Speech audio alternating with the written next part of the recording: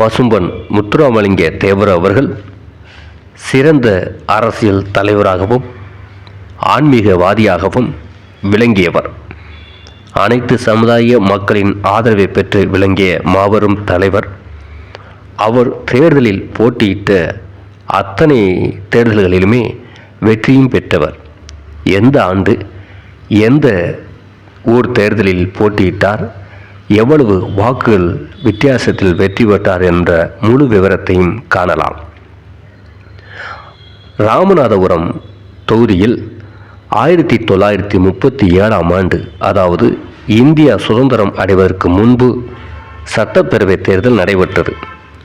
அப்போது காங்கிரஸ் கட்சி சார்பாக, நீதி கட்சி சார்பாக போட்டியிட்ட ராமநாதபுரம் மன்னர் சண்முக ராஜேஸ்வர ரகுநாத சேதுபதி அவர்களை எதிர்த்து பசும்பொன் முத்துராமலிங்க தேவர் போட்டியிட்டார். அதற்கு காரணம், ராஜா சேதுபதி அவர்களை வெற்றி பெற வேண்டுமென்றால் அதற்கு வலுவான எதிர்க்கட்சியில் ஒருத்தர் போட்டியிட வேண்டும் என்று காங்கிரஸ் விரும்பியது. இதனால் பசும்பொன் முத்துராமலிங்க தேவர் தான் அதற்கு தகுதியானவர் என்று தேர்தலில் நிப்பாட்டியது. அந்த தேர்தலில் பசும்பொன் முத்துராமலிங்க தேவருடைய தந்தை உக்கிரவாண்டி தேவருக்கு எதிராக ராஜாவோடு சேர்ந்து பிரச்சாரம் செய்தார். இருந்தாலும் தேவர் அவர்கள் மாபெரும் வெற்றி பெற்றார். ராமநாதபுரம் ராஜா தோல்வியடைந்தார். ராஜாவையே தோற்கடித்த தேவர் என்று அந்த காலகட்டத்தில் இந்திய அளவில் ஒரே தேர்தலில் இந்திய அளவில் மிக முக்கிய கவனிக்கக்கூடிய தலைவராக மாறினார் தேவர். அதன் பிறகு இதிலிருந்தே கண்டுபிடிக்க வேண்டும் அவர் ஜாதிக்கு அப்பாற்பட்டவர் என்று. ஏனென்றால் ரகுநாத சேதுபதி ராஜாவே முக்குளத்தூர் தேவர் சமூகத்தை சார்ந்தவர். அவரே எதிர்த்து நின்றிருக்கிறார் என்றால் அவர் ஜாதிக்கு அப்பாற்பட்டவர் என்பதுதான் உண்மை. அதன் பிறகு அருப்புக்கோட்டை நாடாளுமன்ற தேர்தலில் போட்டியிட்டார்.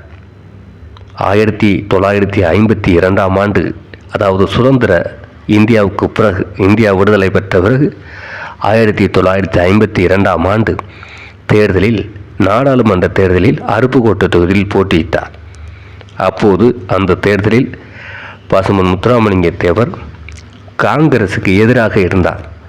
காங்கிரசுக்கும் இவருக்கும் கருத்து வேறுபாடு ஏற்பட்டு காமராஜருடைய செயல்பாடுகள் பிடிக்காமல் இவர் அகில இந்திய ஃபார்வர்ட் பிளாக் கட்சியான நேதாஜி சுபாஷ் சந்திர போஸ் அவர்கள் கட்சியில் தலைவராக இருந்து அந்த கட்சி சார்பாக போட்டியிட்டார்.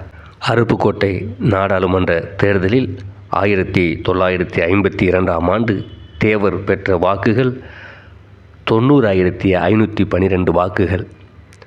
எதிர்த்து போட்டியிட்டவர் எம்ஜி மொஹிதீன் என்ற காங்கிரஸ் வேட்பாளர் 70,724 வாக்குகள் மட்டுமே பெற்று தோல்வியடைந்தார். கிட்டத்தட்ட 20,000க்கு அதிகமான வாக்கு வித்தியாசத்தில் பசும்பொன் முத்துராமலிங்க தேவர் பாராளுமன்ற தொகுதியில், அதுவும் அருப்புக்கோட்டை பாராளுமன்ற தொகுதியில் மாபெரும் வெற்றி பெற்றார். அப்போது 1952 காலகட்டத்தில் இப்போது இருக்கிற லட்சக்கணக்கான வாக்காளர்கள் அப்போது கிடையாது. என அந்த காலத்தில் வாக்காளர்கள் குறைவாகத்தான் இருந்தார்கள். அதற்கு ஏற்றாற்போல் தான் 90,512 வாக்குகள் பெற்று தேவர் அவர்கள் வெற்றி பெற்றிருக்கிறார். அதன் பிறகு 1962ஆம் ஆண்டு தேர்தலில் அதே அருப்புக்கோட்டை நாடாளுமன்ற தேர்தலில் போட்டியிட்டிருக்கிறார். இந்த முறை இதற்கு முன்பு வாங்கிய வாக்குகளை விட அதிகமான வாக்குகள் பெற்றிருக்கிறார். 1,75,728 வாக்குகள் பெற்று இரண்டாவது முறையும் பாராளுமன்ற தொகுதியில் வெற்றி பெற்றிருக்கிறார். இவரை எதிர்த்து போட்டியிட்ட காங்கிரஸ் கட்சியின் வேட்பாளர் ஆறுமுகசாமி நாடார் அவர்கள் 1,55,919 வாக்குகள் மட்டுமே பெற்றிருக்கிறார். இந்த தேர்தலையுமே 20,000 வாக்குகள் வித்தியாசத்தில் தேவர் அவர்கள் மாபெரும் வெற்றி பெற்றிருக்கிறார். இது தேர்தலில் அவர் பெற்ற 3வது வெற்றியாகும். முதல் தேர்தலில், சட்டமன்ற தேர்தலில் ராமநாதபுரம் சட்டப்பேரவை தேர்தலில் வெற்றி பெற்றார். இவ்வாறு வெற்றி பெற்ற பிறகு காங்கிரஸ் கட்சி பசும்பொன் முத்துராமலிங்க தேவரை தோற்கடிக்க முடியாது என்று எண்ணியதால் தேவர் அவர்கள் நிற்கக்கூடிய தொகுதியை விரிவுபடுத்த வேண்டும் என்று முடிவு செய்தது. அதாவது தொகுதியை பெரிதாக ஆக்கிவிட்டோம் என்றால் வாக்காளர்கள் வேறு வேறு பகுதியிலிருந்து சிதறுவார்கள். அப்போது தேவரை எளிதாக தோற்கடித்து விடலாம் என்பது காமராஜரின் கணக்காக அப்போது இருந்திருக்கிறது. இதனால் ஸ்ரீவில்லிபுத்தூர் நாடாளுமன்ற தொகுதியை விரிவாக்கி தேவரை தோற்கடிக்க பல சதிகள் செய்தது. இருந்தாலும் தேவர் அவர்களும் தேவருடைய ஆதரவு வேட்பாளர்களும் மாபெரும் வெற்றிகளை பெற்றனர். 1936ஆம் ஆண்டு முதுகுளத்தூரில் ஜில்லா போர்டு தேர்தல் நடைபெற்றது. அப்போது பசும்பொன் முத்துராமலிங்க தேவர் அவர்களை எதிர்த்து யாருமே போட்டியிடவில்லை. தேவர் நிற்பதனால் யாரும் நிற்க மாட்டோம், அவரே நல்ல மனிதர் தானே என்று ஒதுங்கி கொண்டார்கள்.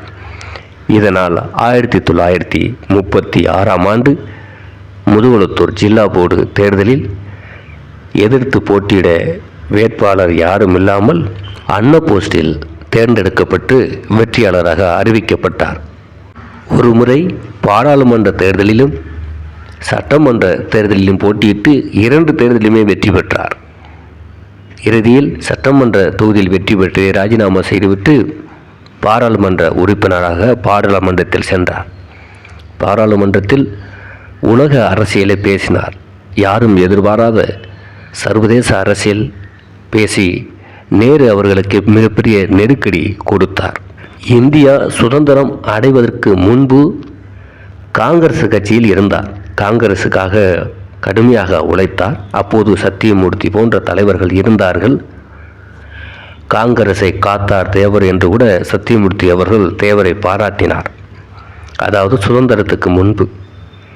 அதன் பிறகு காமராஜர் அவர்கள் தலையெடுத்த பிறகு காங்கிரஸ் கட்சியில் அந்த கட்சியில் பல பிரச்சனைகள். காமராஜருடைய செயல்பாடு பிடிக்காமல் அந்த கட்சியிலிருந்து விலகுகிறார் தேவர். விலகி நேதாஜி சுபாஷ் சந்திர போஸ் அவர்களை சந்திக்கக்கூடிய ஒரு சந்தர்ப்பம் சென்னையில் அமைகிறது. சந்தித்து அவரை தலைவராக ஏற்றுக்கொண்டு அவருடைய கட்சியான அகில இந்திய ஃபார்வர்ட் பிளாக் கட்சியின் துணைத் தலைவராகிறார், தேசிய துணைத் தலைவராகிறார். அதன் பிறகு காமராஜருடைய செயல்பாடு பிடிக்காமல் நாங்கள் சுதந்திரத்துக்கு முன்னாடி இருந்த காங்கிரஸ் இப்போ இல்லை, காமராஜரால் சீரழிந்து வருகிறது என்பதை உணர்ந்த தேவர் அவர்கள் காமராஜருக்கு எதிராக தென் மாவட்டங்களில் குறிப்பாக தமிழ்நாடு முழுவதும் ஃபார்வர்ட் பிளாக் கட்சியை களமிறக்குகிறார்.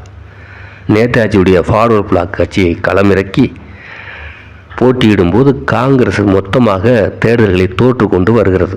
ஃபார்வர்ட் பிளாக் கட்சி வெற்றி பெற்று வருகிறது. கடைசியில் அவர் ஜாதி ரீதியான அரசியலை காமராஜர் செய்கிறார் என்றும் சில விஷயங்கள் நிர்வாக சீர்கேடுகள் நடப்பதாகவும் கலவரத்தை தூண்டுவதாகவும் பல பிரச்சனைகள் காமராஜர் மீது பல குற்றச்சாட்டுகள் எழுகிறது. மக்களும் காங்கிரஸுக்கும் காமராஜருக்கும் எதிராக தேவருக்கு ஆதரவாக களம் இறங்குகிறார்கள். தூவல் முதுகுளத்தூர் கலவரம், இம்மானுவேல் கொலை, தூவல் துப்பாக்கிச்சூடு என தென் மாவட்டங்களில் காமராஜர் ஆட்சி காலத்தில் பல ஜாதி ரீதியான அசம்பாவிதங்கள் நடைபெறுகிறது. அதற்கு காமராஜர் தேவர் இனத்தையும் தேவேந்திர குல வேளாளர் இனத்தையும் சண்டை மூட்டி விடுகிறார் என்ற கருத்து அப்போது நிலவி அனைத்து சமுதாய மக்களும் காங்கிரஸையும் காமராஜரையும் தமிழகத்தை விட்டு அரசியல் களத்தை விட்டு அகற்ற வேண்டும் என்று எண்ணி பசும்பொன் முத்துராமலிங்க தேவரை தலைவராக ஏற்றுக்கொண்டு அனைத்து சமுதாய மக்களும் தேவரின் ஆதரவு பெற்று உள்ள அகில இந்திய ஃபார்வர்ட் பிளாக் கட்சிக்கு வாக்களித்தார்கள். இதனால் காங்கிரஸ் கட்சி அடியோடு ஒழிக்கப்பட்டது. காமராஜர் கடைசி காலத்தில் டெபாசிட் இழந்து அரசியல் வாழ்வை விட்டே ஒதுங்கினார். ஏனென்றால் அவர் செய்த இன்னொரு பக்கம் இருக்கிறது. காமராஜர் கல்வி தந்தார், உணவு போட்டார் என்று ஒரு வரலாறு கூறினாலும் அவருடைய மறுபக்கம் ஒன்று இருக்கிறது. அது முழுமையான வரலாறை படித்தவர்களுக்கு அது தெரியும். ஸோ இது போன்ற சம்பவங்களால் அன்றைக்கு எந்த காங்கிரஸை தேவர் வளர்த்தாரோ அதே காங்கிரஸை நான் அழித்தே தீர்வேன் என்று அன்று அவர் அளித்த காங்கிரஸ் இன்று வரை தமிழ்நாட்டில் எழவும் இல்லை. அதேபோன்று காமராஜர், கற்கன், அவருடைய அமைச்சரவை சேர்ந்தவர்கள் அனைவரும் பொது இடங்களில் சிலர் வேட்டி உரியப்பட்டார்கள், சிலர் சாணியால் அடிக்கப்பட்டார்கள், சிலர் கல்லால் அடிக்கப்பட்டார்கள். இது போன்ற வரலாறு சம்பவங்கள்லாம் நடந்திருக்கிறது.